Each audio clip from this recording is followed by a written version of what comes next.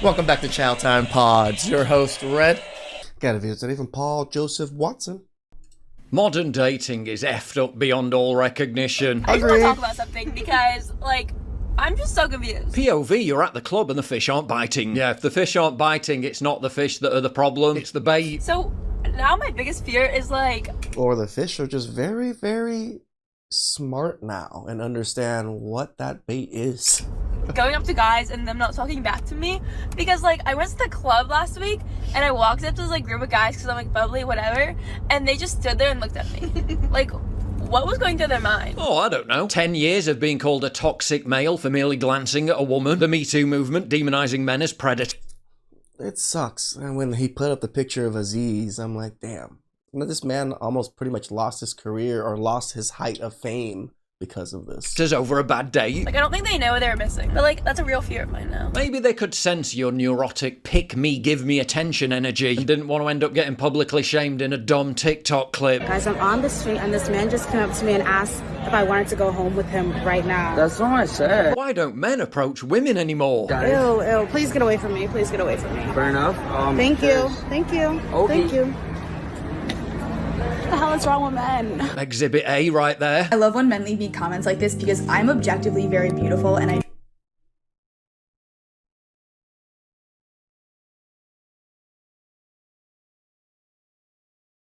She literally looks like those creepy clown dolls. Doesn't she look kind of like that? know that. So when I see this, I either think A, you know nothing about women, or B, you're one of We know nothing.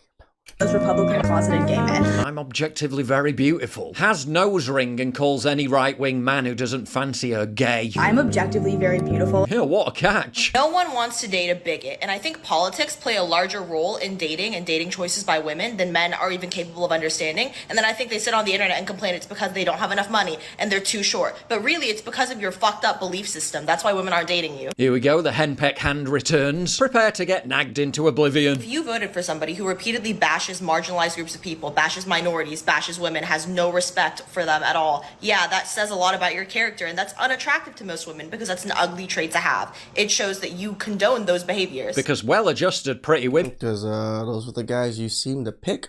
are notoriously attracted to manlet soy boy Antifa types. Yeah, right. Young women are shifting more left, and if you continuously shift more right in response to that rhetoric, then yeah, it makes you more unattractive to them. Every study shows attractive men are more likely to be right-wing. And I think to a certain extent, these men understand that, which is why they're on their dating apps saying they're moderate, saying they're apolitical, and all of these things, when really we know who you voted for, and that does make you undateable, and it does make you unattractive because you condone terrible behaviors towards women and minorities, and that will never be attractive. If you want better results in dating, I implore you to change that belief system. Change the foundation of your entire belief system, and maybe you'll have the privilege of being henpecked into abject misery. Yeah, no thanks. 10 years later. My husband just informed me that he's had a very long, hard week at work, and so he just wants to enjoy the weekend in a clean house with some delicious home-cooked meals. And I said, that's great, because I know that his mother's going to love having him for a few days. The sheer self-entitlement is stunning to behold. These are the requirements that you need to have in order to date me, a single mom of 3 kids. I mean, let's not set that bar too high, love. Number 1 is that you need to be making at least $130K a year. And you need to have at least 2 side hustles. If you cannot make $130K or more, then you are out of my fucking league. How do you... I always say, women have no concept of money because money comes so easily to them and they spend it so freely. They don't understand how to save money. They don't understand what the value of money truly is. They don't even understand how much money is a lot of money, right? Because they all just spout ridiculous numbers saying that it's the bare minimum, that men should all be doing this. And it's just, where's all this money coming from, ladies? Do you earn this much money? No, you don't. Why do I know? Because we know that you guys earn about the same as men. Maybe slightly more, maybe slightly less. And most men are definitely not earning that much fucking money. You expect to give me money for my kids if you only make $50K a year? You're really not selling it to me. Second is I don't date men that are younger than me because for obvious reasons. So if you are 26 and over, then you qualify. 26 to 35 is the age limit. Okay, I feel like 35 is pushing it because they look old as fuck already. She literally thinks a handsome 36-year-old guy making good money isn't good enough for her. Single mom, 3 kids. Torta. Fuck off. You have to have at least 3 cars under your name. Your second car has to have 8 seats because I have 3 kids. So I want them to be comfortable whenever we go with you on a trip or something. Can you do math? You plus me and then 3 kids doesn't equal 8. Want me to come with you? I'm gonna bring my kids, and you need to have enough space for my kids. Tyrone, Jaden and Naomi are screaming their heads off in the back, while Juanita's henpecked nagging you in the front. Yeah, again, you're really not selling it to me. Another requirement is that you have to have a property under your name, and you have to be looking into getting your second property. You have to get a home that has 6 rooms because each of my kids have to be in their own room. So you have to be considerate, purchase a house. Do they live in their own rooms now? You broke, dusty, musty, crusty? That has 6 rooms. Sounds like a literal house of horrors. And if you cannot meet those requirements, then you're not the fucking one. Hoflation is real. $75 a month, and you haven't met anyone yet. Okay, so she says, POV, your friend pays $35 a month to not have people under 6 feet on her hinge. Chances of women meeting a man who is not married, 6 foot tall, not fat, making over 100 grand, 0.43% or 1 in every 233 men. Where did all the good men go? Your inconceivably narcissistic and unrealistic vetting process filtered them out at the first hurdle. Do any other girls get offended when, like, ugly men try to approach you? I'm saying that with my full chest, yes. This next one's actually an ad for a necklace. Testing to see if my date is a red flag or not. But the fact that most people on X thought it was a real dating interaction speaks volumes. That's a really nice necklace that you just put on. I honestly never seen a design like that before. Oh, thank you. It's actually really cool. If I press it twice on the back, it'll send my location to my friends and the police. That's really cool. That's really cool. You're making a veiled threat while treating me as a potential sex offender on a first date. How you do anything to me? Click, click. Romantic. It's actually really cool. Men love to talk about equality, but not the part where you have to send your locations to your friends and carry safety weapons in your purse just to go to dinner with you. Come on then, place your bets. How long until the henpeck hand? Because they're held to the beauty standards that men built and judge them by. And there it is. Instant gratification smartphone apps and the superficial abundance of dating doom scrolling have completely rewired women's brains to the point where they've been round the block so many times they can no longer even feel genuine emotions. I said I wouldn't talk.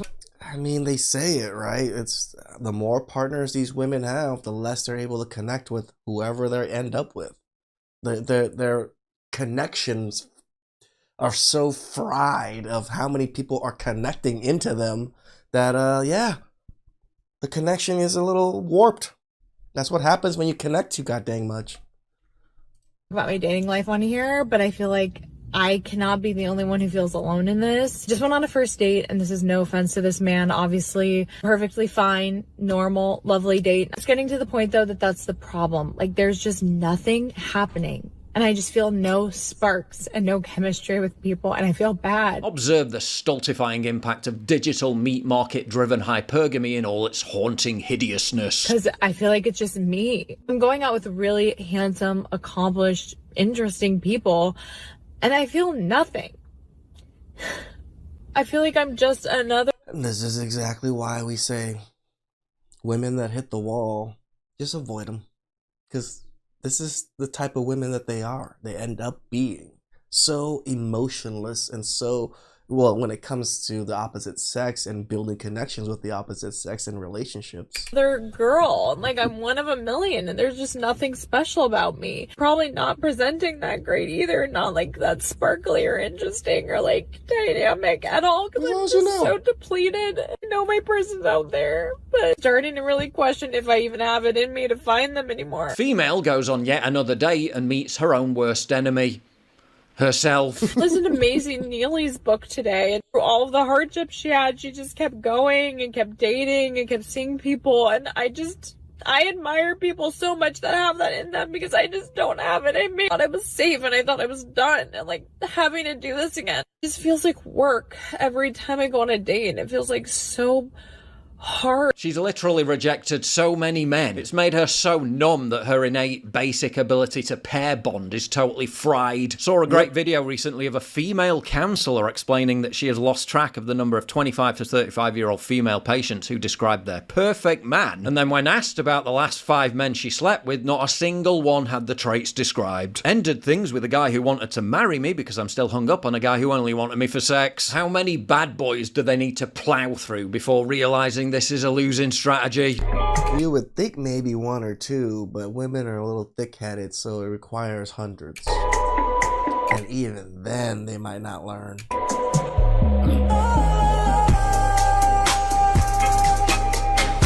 It's called The Wall for a reason. A 34-year-old woman is demanding her ex-boyfriend pay compensation, claiming he stole her childbearing years. After nearly a decade together, she says her 38-year-old ex ended things just as she was ready to start a family. She said she put her career and her goals on hold, believing they'd have kids, and now wants him to cover fertility treatments like egg freezing or IVF. She waited till she was 34 to start pressuring him about wanting kids, and only now is she worried about the eggs. Love, you left it too late by about 10 fucking years. They're cooked! No eggs. Empty egg carton. You don't have any eggs.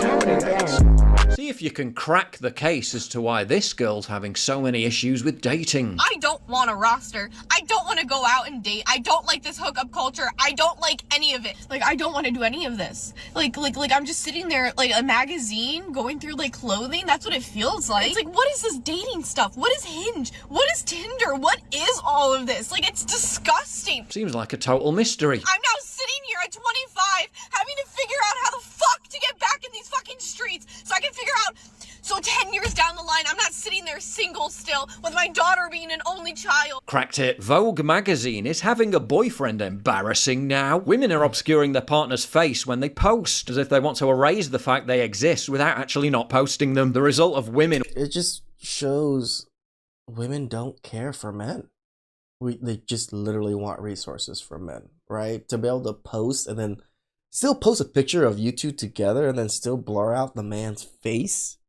Come on, man. Wanting to straddle 2 worlds. One where they can receive the social benefits of having a partner, but also not appear so boyfriend obsessed that they come across quite culturally loserish. So they're basically telling young women they're pathetic losers if they commit to a loving relationship. But still, it must be men's fault. Vogue has posted an article saying having a boyfriend is embarrassing. And I think for men, this is a wake-up call. To the smart, independent woman, good salary, nice place, we provide no benefit. We are no longer the priority. In fact, we're probably a burden to them. Speak for yourself, simp. This is the kind of social engineering girls in their 20s. There's just so many men fall for these rhetorics and stuff because they want to be inclusive. They want to be liberal. They want, oh, I want to understand other people's feelings. And then they end up being cucks like that. And he's lap up. Then wonder where have all the good men gone when they hit 30. Imagine the amount of propaganda it took to convince women that waking up like this is oppressive, but waking up with a hangover and alone, or even worse, with a stranger isn't. Ironically, women have never been more secure or self-sufficient, and somehow that made dating harder, not easier. Women became men, and that made dating harder for women. Who could have possibly predicted that?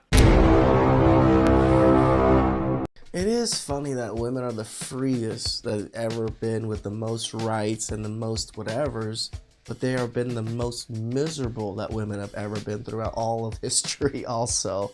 Is it really that you're smarter and you make better choices now, ladies? Or was it better when people made the choices for you and you just get to live your life whatever the way you wanted? Please like, subscribe, comment down below. I really appreciate that, and I'll catch you guys next time. Ciao.